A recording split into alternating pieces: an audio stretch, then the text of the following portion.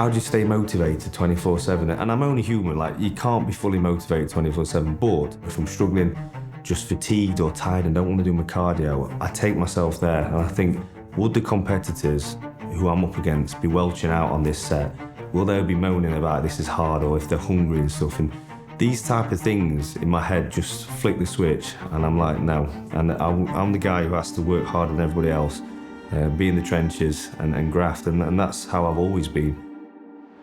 Welcome back to Inspire Change with Jordan Mulligan. Today, I sit down with one of Britain's best fitness models who went from becoming a magazine cover guy to just recently winning Mr. Olympia. Today, I'm sitting down with Ryan Terry, businessman, entrepreneur, Mr. Olympia, fitness model, and father. He's an absolutely amazing guy. And today, he's gonna sit down and tell us all his secrets of how he achieved all of this, and also the manifestation of becoming Mr. Olympia. This was a few months before he actually became Mr. Olympia, but listen to the way he uses manifestation to create that.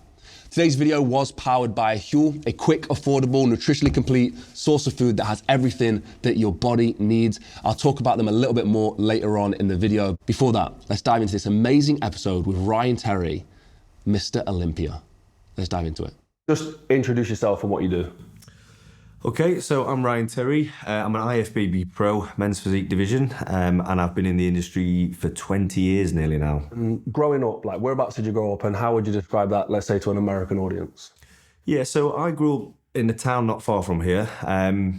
Bit rough and ready. I'm not going to say I had like a bad childhood, but we didn't really have the finer things in life. So it wasn't on the breadline, but we never had the finer things in life. But I was from a very loving family who were very competitive. So we were taught from an early age that anything we did, we always put a competitive side to it. So my brother and my sister, we were always as siblings, like battling against each other. Going through school, the school they put us in was very, very driven in sports. And that's obviously where my passion came from in early days.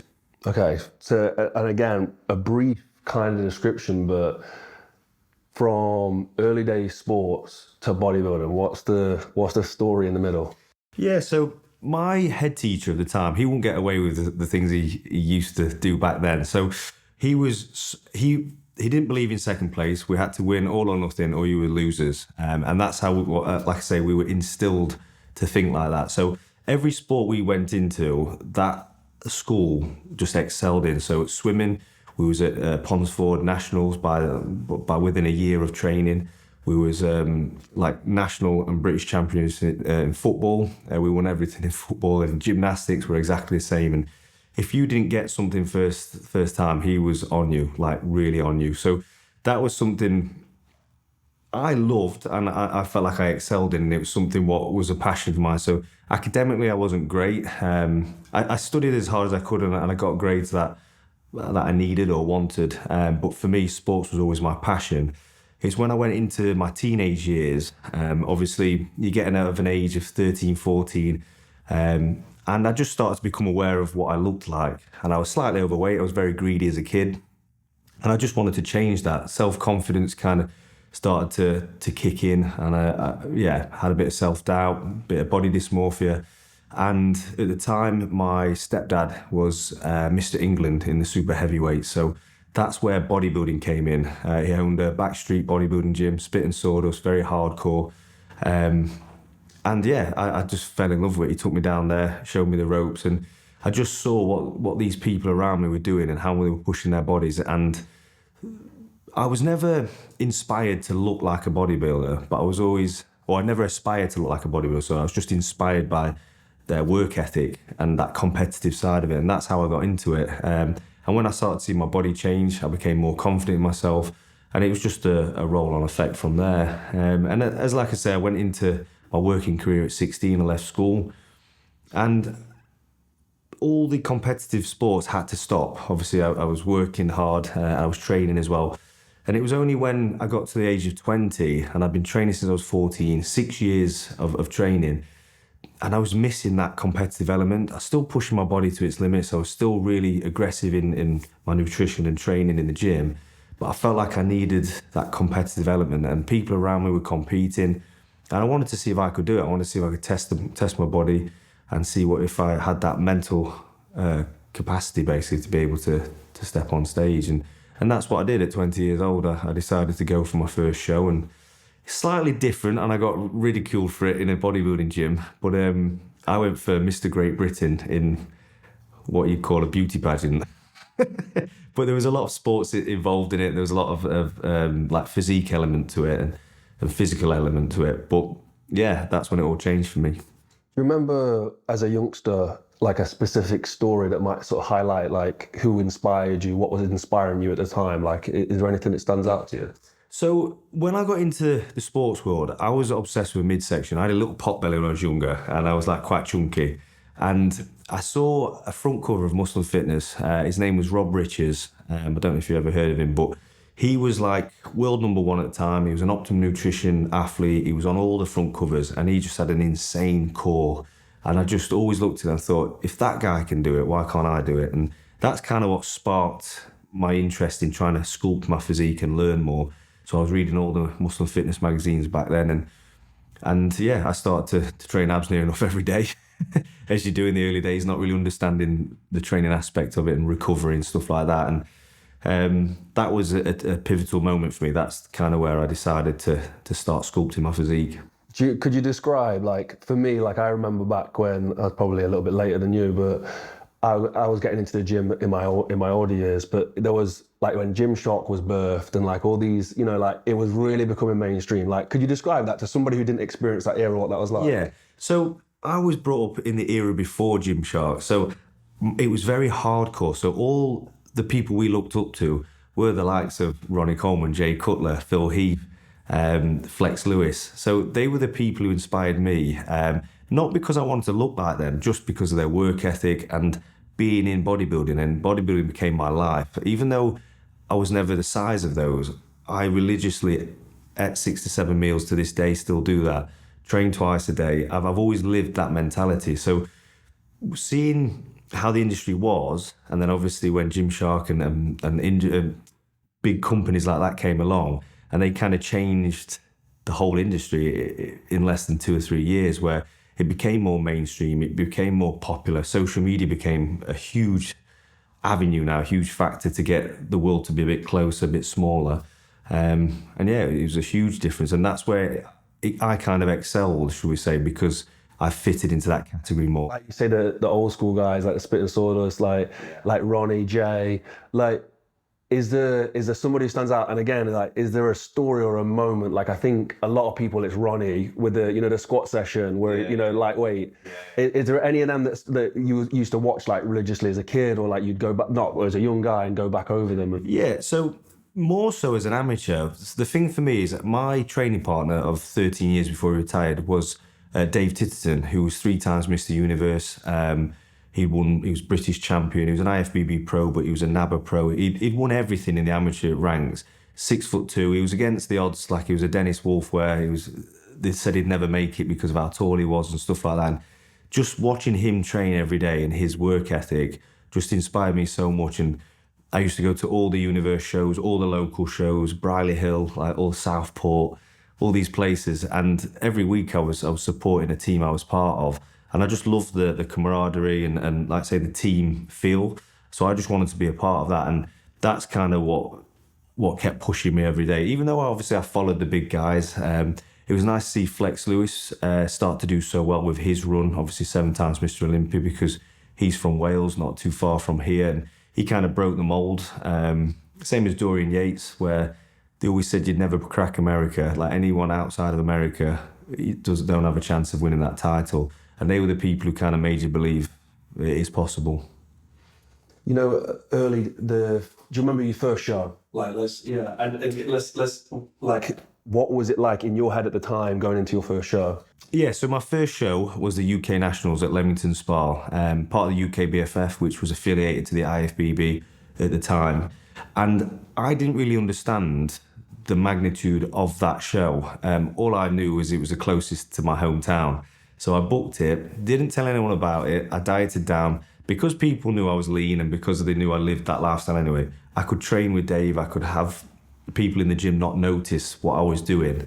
And because I didn't know if I had the confidence to step on stage, because of that self-confidence growing up and having that body dysmorphia, I didn't know if I could stand on stage with my top off in front of all these people and compete. So I wanted to give myself a get out if I needed to, but I dieted down, and we got the night before I registered and I thought, I'm here now, I'm doing it. And yeah, I've never been so nervous in all my life. And when I got on there, turns out Rob Richards, the guy who was world number one, lived in America, lived in the high life, decided he wanted to come back to England to take over back in the UK. So I was like, oh, wow, okay. And like I say, this was a UK national, so it was a big title. And it turns out, me and him went head to head. We were the top two, and I beat him. And that's kind of where my career really took off, because I'd just beaten the world number one in a show which he was meant to walk away with. Fast forward 6 months, I won the Arnold Classic and the British Championship. So within 6 months, I'd turned pro. And I'd won the Arnold Classic in Europe. There was 110 of us in one class. So to be seen in front of all those people was just insane. And I was just going for the crack. I didn't realise, obviously, I could ever make a dint in front of all those people, and I did. You know, like looking back with a lesson, like I bet there was a moment before stepping on that stage, you're like, oh, screw this. Like it's so, but like taking that, like, I mean, what's the lesson there, like about like taking that leap of faith? Yeah.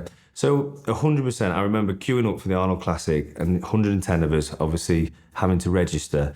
We were in this queue for 5 hours, and Dave was with me, the super heavyweight. He was competing, obviously, in class one. And I remember looking at him, and these guys were huge as well, because I've never been the bigger guy. I've always been the smaller guy in men's physique, and stood there, and they're in the vest, veins everywhere, huge. And I'm looking at Dave saying, what am I doing? Like, this is just, I'm going to get absolutely trashed here. These are phenomenal. These are massive guys. And he made me stay the course. He said, no, you've done everything you needed to. You're where you should be, and you've got a chance of winning this. And because he believed in me, then I started to believe in myself as well. And I was like, right, this is my time. And fast forward 24 hours, and I won my class and then the overall. I hope you're enjoying this episode so far with Ryan Terry. Today's video was powered by Huel, a quick, affordable, nutritionally complete source of food with everything that your body needs. I've used these guys for the past 2 years to go around the world and make these documentaries and do the podcast and run the business because I'm so busy. And when we are flying around the world, to get a meal as a plant-based athlete is very, very difficult. So to know that I can reach in my bag and grab one of these bottles or one of their ready meals and have all the nutrition I need, all the protein I need, the nutrients, all that kind of stuff is absolutely amazing. It has been a game changer and a huge, huge time saver. I really, really recommend their Black Edition protein. I used that to do the Stone World record and to build my muscle and all that kind of stuff. So yeah, link is down below. But let's dive back into the episode. You mentioned body dysmorphia as well. So something I think people on the outside will look at you and go, how is he gonna have body dysmorphia? Like, could you explain what body dysmorphia is and how it made you feel? Yeah, so even to this day, it sounds silly, but I've got a vest on to film you today, but I train in hoodies, I train covered up. I'm not someone who walks around with a top off or anything. I compete on stage with my top off, and that's it. The rest of the time I'm covered up and stuff, because I don't do this sport really for anyone else other than for my confidence and for me to feel okay. And that's why I probably train the way I do. That's probably why I put myself through what I do, is to keep that at bay. But I'm in a good place with it. But at the time, obviously coming into it, there was a lot of what I see in the mirror is different to what everybody else sees, and my way of dealing with that is training, eating well, and feeling good on the inside and on the outside. And over the years, I've had wobbles and stuff. People around me as well, who I've affected with this. You know, like people who wanted to do what I do. I teach them the ways, and they've gone down a different path than I have. But I've dealt with those issues early on, I'm quite comfortable now with my family and stuff like that. So specifically, like when you was younger and you'd look in the mirror, like what did you see, like versus what other people were looking at? I just never wanted to. I was never someone who needed to look in the mirror. And I just, I don't know how to explain it. I always felt like I was overweight. And I don't really know how to explain it. I've never been entirely uncomfortable in the early days of how I look and feel. But meeting my wife was a huge turning point for me. I met her 8 years ago, and she made me so comfortable in who I am and the way I am and stuff. And that's I've never really looked back since then. And that's one thing I always want to instill to. And I don't know why to this day I felt like that. Obviously, growing up, I had a good, loving family. So there was no reason for me to feel like that. Now, there was no trauma that happened for me to feel like that. It's just how I was built. And that's one thing me and Amy have always strived for in bringing Alfie up, is he never feels like that. So we're going to do everything we can for him to never, ever feel like that. So, I mean, when you're training, like, what is it like? Like, do you have to put your all into it? Is it difficult? Where you go in your head? Yeah, so for me, everyone always asks me, like, how do you stay motivated 24/7? And I'm only human, like, you can't be fully motivated 24/7, but I'll always turn up to my session and give it my everything on that day. And for me, what drives me is knowing I'm not number one in the field that I'm working at. So for me, until I'm Mr. Olympia, that drive and that passion every day, and if I'm struggling to do a set, or if I'm struggling, just fatigued or tired and don't want to do my cardio, I take myself there. And I think, would the competitors who I'm up against be welching out on this set? Will they be moaning about this is hard, or if they're hungry and stuff? And these type of things in my head just flick the switch, and I'm like, no. And I'm the guy who has to work harder than everybody else, be in the trenches and graft, and that's how I've always been. And it's always pushed me through. You know, like when you get to a set and your legs are aching and, like, you know, it's absolute agony, like, what at that point is going through your head? I've even done stuff where, like you say, when you feel like you've got no more reps in you and stuff, and then you take yourself to that dark place where not a lot of people talk about it, but a lot of, like, I say greats, but a lot of people who train savagely or hard, they put themselves in them horrible places where they'll use their family, for instance. I don't know if you've ever heard of that, but, like, they're in trouble, or there's something, like, they're under something what you need to move, and the only way you're going to move is if you do these next 2 reps. And if your son's in trouble, little things like that just literally take it, and you just get this overwhelming power and strength to get those last 2 reps out. So it's certain things like that I start to do if I know I'm starting to welch out on a set. I put myself in a dark place where it pushes you through. That's how I deadlift, Max. It's the same thing. Someone stuck under a car is like the best way of doing it. Because you don't want to sound weird. When I'm saying that, I think, this doesn't sound like right weird, but you do, don't you? You're thinking you need to get something off someone that you love. You need to get moving, push it off. So, you know, like the high of training as well, like the endorphin rush and all that kind of stuff. Is that something you enjoy to achieve, like, and to chase? Yeah, so I absolutely love training. It became more difficult in my later years with injuries and stuff, but it's part of my day-to-day. Like, I don't know what I would do without training. It's not like a necessity that I have to do it because of a certain way I look or the way I feel. I just really enjoy it. I look forward to my sessions. I like blocking the world out. I have multiple businesses now, so and I have a family to look after as well. So my mind's always 100 miles an hour. But when I go into the gym, that all stops. The phone is away. It's my time just to get into my own head, and I've just always seen it as a way of pressure releasing, just cutting the world off and having my own time. So then you know, there's the work inside the gym, but then there's the outside stuff, the food prep. So, like, I mean, specifically to food prep, what does that look like? Yeah, so food prep, people say, why don't you get people who do it for you? Because there's so many prep companies now, and it'd be so easy to do that. And I have tried that in the past, but I think as a bodybuilder, I want to know, like, I prep myself now. I make myself accountable in every field. So why would I not make myself accountable with my food? So I prep all my own food, so I know exactly what's in each meal. And yes, it's monotonous and boring and constant, having to do it every 3 or 4 days, but it's one part of bodybuilding you just can't neglect. Nutrition is huge, and it's the key to everything, the fuel to everything. So for me, it's just something I've done now for the last 20 years, and I don't mind it. I love eating, so it comes easy to me.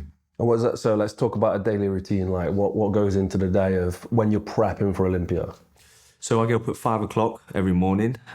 We do an hour cardio. We do half an hour core work, and then we go into our first meal. I'll have, like I say, if we're going to go through the depths of the diet, I'll always look for a complex carbs, which is oats, essential fats, which is almond butter, antioxidants through blueberries, a few more carbs, and a good whey protein source just for the absorption rate. You've fasted over 8 hours.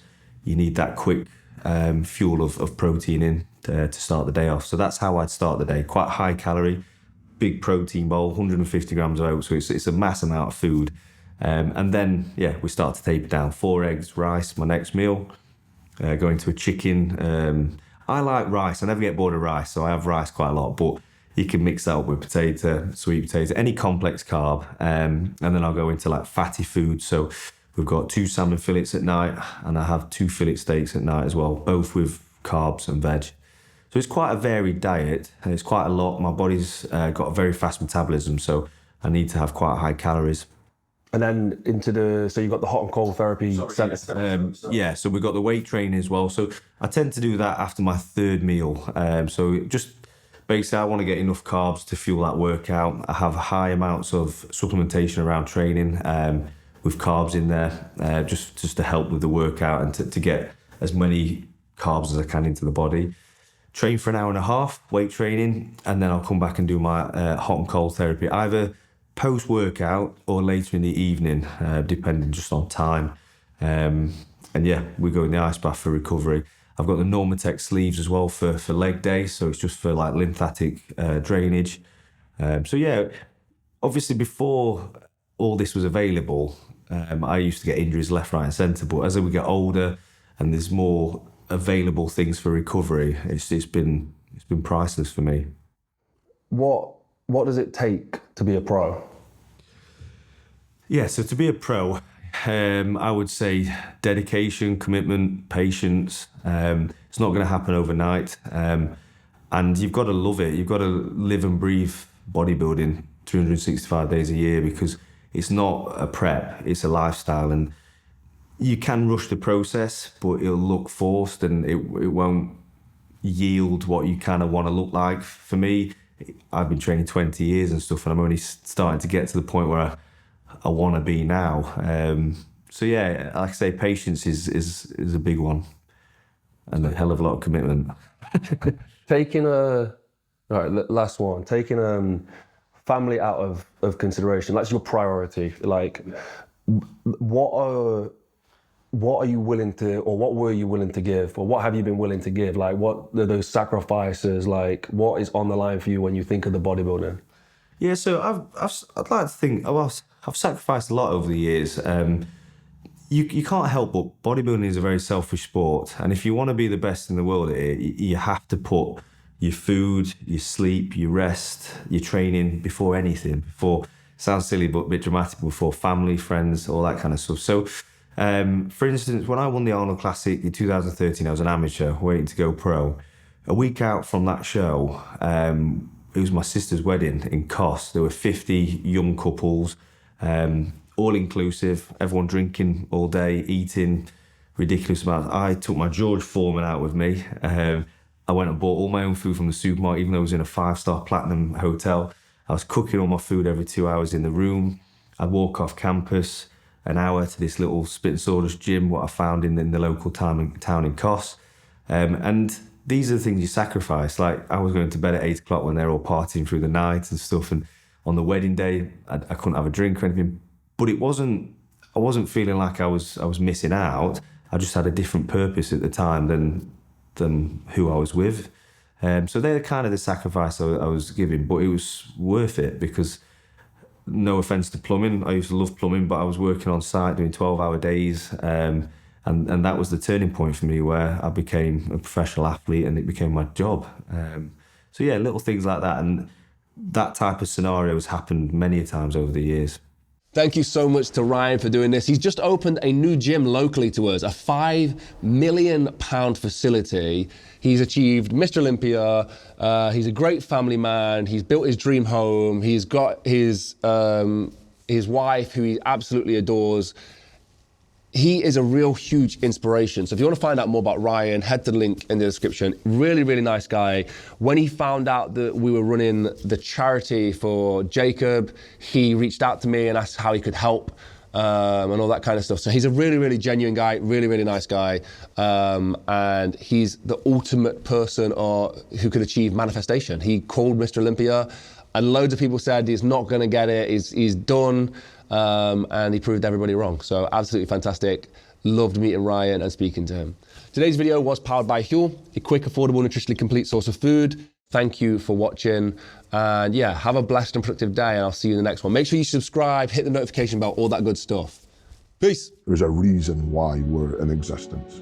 Like, we're sat here because of a reason. We're here for something, but we're never going to know what that is. And that's what I want to say to myself now. Like, my existence here is to love, and that's enough for me. I don't need anything else. If I love, and love comes back to me,